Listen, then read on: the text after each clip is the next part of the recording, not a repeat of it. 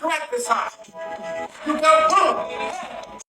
The biggest trick that cis-het men in heterosexual relationships have ever played is in convincing us that their weaponized incompetence makes them childlike. For example, a really common reaction to videos like the one we just saw is of people coming in the comments and calling him a man-child and essentially comparing their relationship to a mother-son relationship by infantilizing the husband. But I will argue that that is actually not a display of childlike incompetence. No, it's actually a display of dominance. When a mother takes care of her young child, it's because that child is incapable of doing so themselves. However, when wives are expected to take on that role for their husbands, it's because the husband has the luxury to opt out of certain tasks.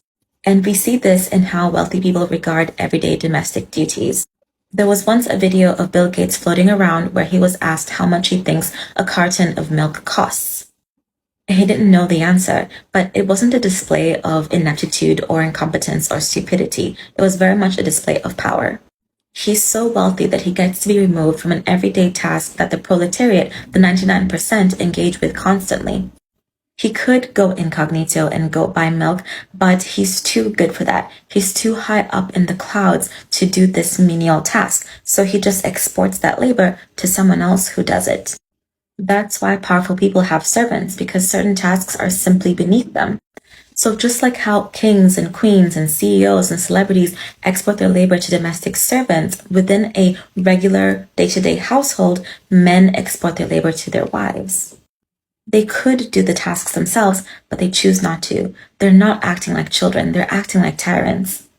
They're creating a microcosm of labor exploitation within the household itself.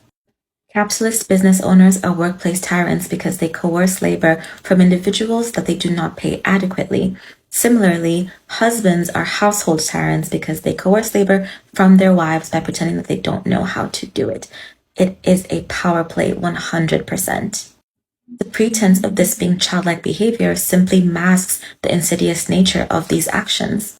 That's why a lot of this content is listed as couple humor, when in reality, it's a form of tyranny.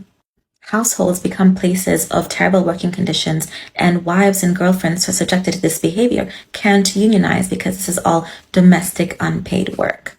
We go more into depth on this topic in our episode titled Abolish Men with Podcasts, so if this interests you in any way, give us a listen wherever podcasts are found. Thanks.